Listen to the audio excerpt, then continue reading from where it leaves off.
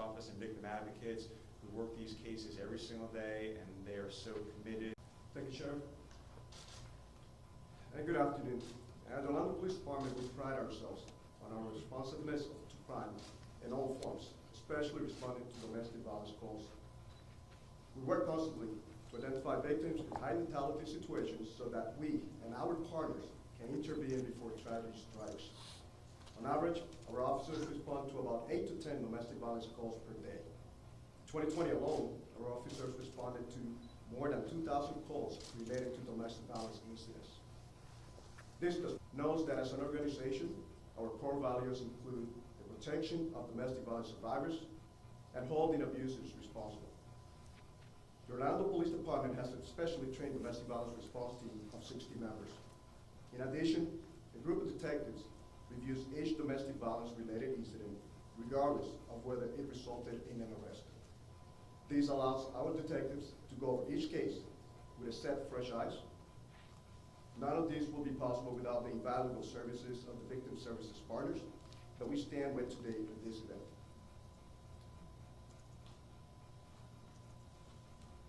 Today, our officers and detectives witness the benefits of having a Harbor House advocate readily available at our headquarters, whose expertise and resources have proved to be vital to building relationships with survivors and connecting them with resources. As survivors, we want to remind our residents that everyone knows someone. If you or someone you know is in a dangerous situation, please reach out. Call us by dialing 911, even if you don't think this is an emergency. Now, I'd like to welcome to the podium Orange County Clerk of Court, Ms. Tiffany Moore-Russell.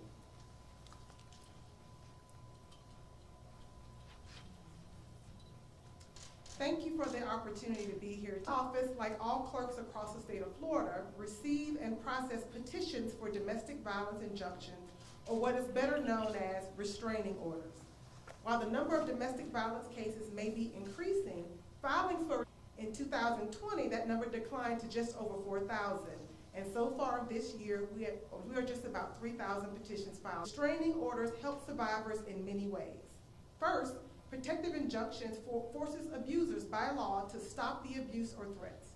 They also prevent abusers from coming near or contacting the survivor and making abusers leave the home. Or in Florida, an injunction is processed in 2 steps. The court will then schedule a hearing for a final injunction to establish more Friday physically from 7:30 a.m. to 4 p.m. However, you can also file anytime, day or night, online on the Florida Court's e-filing portal. You can visit the portal and get more information. Those 5 are domestic violence, sexual violence, dating violence, repeat violence, and stalking. Now, I'm at Harbor House and the Orlando Police Department with our annual online domestic violence webinar, which will be held on October 26th, and it's a way for us to recognize clerks against domestic violence. And remember that my office and our deputy clerks stand ready to assist anyone in need of seeking a protection order. And now I will call up our state attorney, Monique Worrell.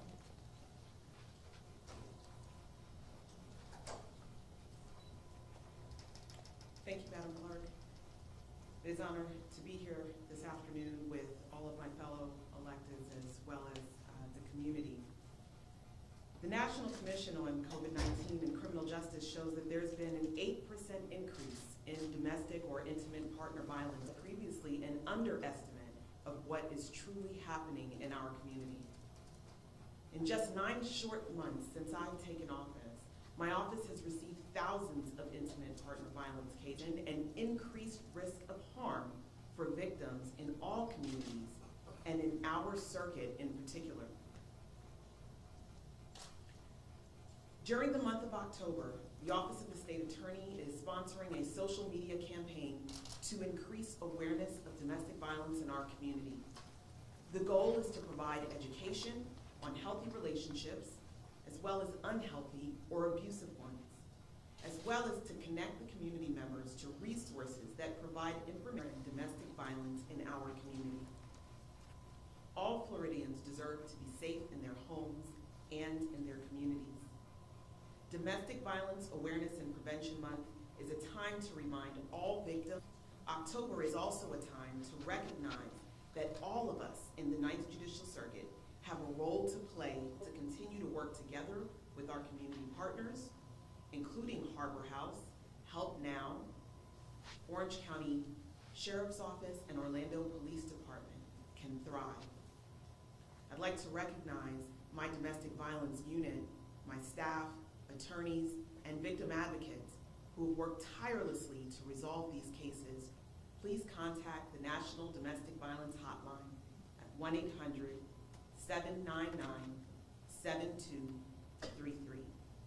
Thank you.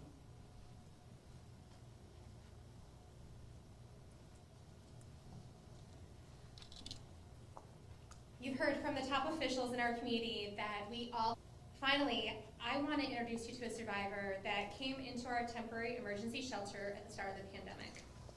She transitioned into our extended shelter stay. She was able to get her son back and has now found safe and permanent housing for both of them. She's living free from violence and she's on the other side. Before she likes to come to up here with me, I'm in another Florida county, so she is safe here today. So you are free to actually keep your cameras on, unlike sometimes when we ask you to turn them off when we have a survivor speak. So I'm going to introduce you to Olivia. Thank you.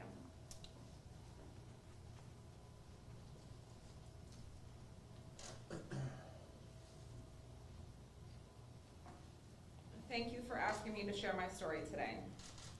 I grew up around addiction. Both of my parents made bad decisions. I started acting out when I was 12 years old. I knew what I was doing was wrong, although they saw me as gifted. As a result, I was homeschooled. I entered college at the age of 15, but and dropped out at 18. My first exposure to domestic violence was both verbal and physical at age 16. It was all I ever knew in a relationship. I thought it was love because I had been abused by every man in my life. It was a cycle that I was not aware of. My first abuser I dated for 2.5 years. He previously had been incarcerated for aggravated assault on a pregnant victim by strangulation. I was that victim. What did I know and how did I know it was wrong? The next relationship, 18 months later, was my husband. I was his trophy, and within months I became his property. He became my identity. The shift happened when I became pregnant with our son. He belittled me and told me things: nobody wants you and I will kill you if you leave. I depended on him, so I couldn't leave. Hair pulling. After our son was born, he would punch me and stab me, and his family would even fight me. Someone told me that I needed to get out, and I was at a DV organization where I lived. I filed an injunction, and law enforcement led me to Harbor House after he found me safe.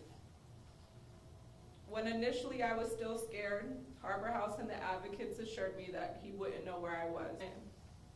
Repairing my credit, created a budget and a savings plan.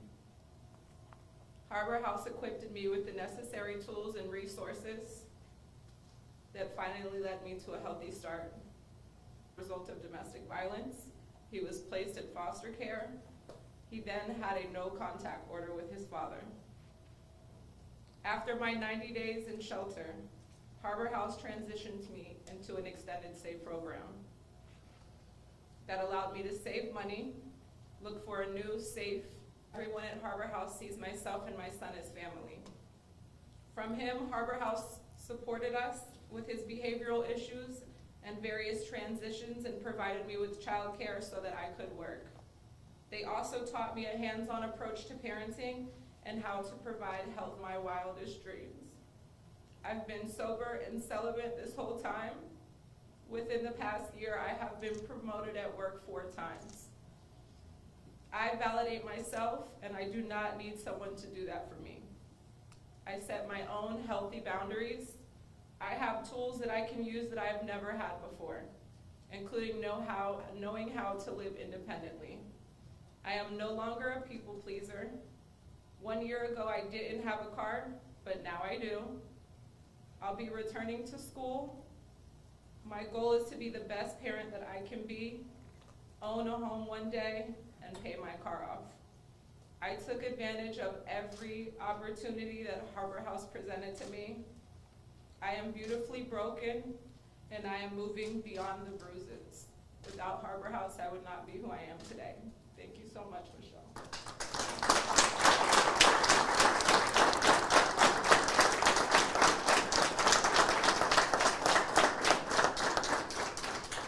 It's so hard when she's telling her story not to be the cheerleader in the back, be like, yeah, you did that, and it's, you did it. We just helped, but that was, and it continues to be all you, all you. So all of us are dealing with different things, or we've already dealt with it. Something in our life makes us who we are. But given the right opportunities, always hoped for, you encompass all of that and more. She's moved beyond the bruises, and everybody in this room continues to help more people. And everybody in this room continues to help more people move beyond the bruises. And thank you for that. We are available to take questions at this point in time.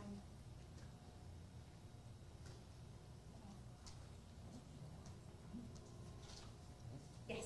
Just a clarification, and this may, I don't know if this is for the state attorney or the sheriff, and yet it was up in 2019, and it went down this year, and then it's on track to go back up this year.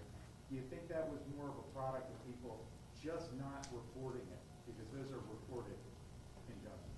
Yes, absolutely. I think several of us have stated that we believe because of the pandemic, more people working from home, more people doing meetings via Zoom, and you think about it, those people who may be victims aren't coming to work with the bruises. Their coworkers aren't seeing them face to face. They're not seeing them, hiding in the corner, maybe crying and at their desk. They're just seeing them via Zoom. We definitely think that plays a huge role in that dip in numbers of cases, arrests, and injunctions.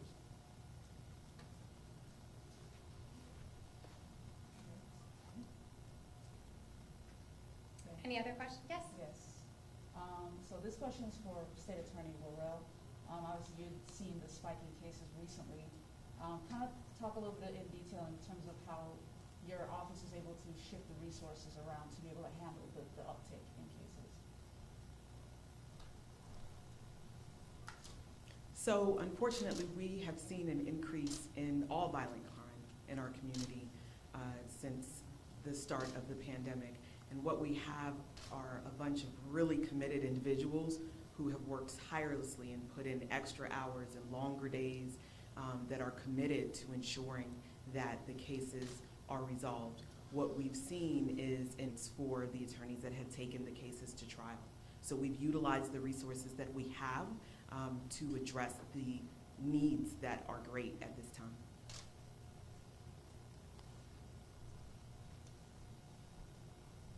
For domestic violence survivors, and I'm going to ask them to write on the banner at this time.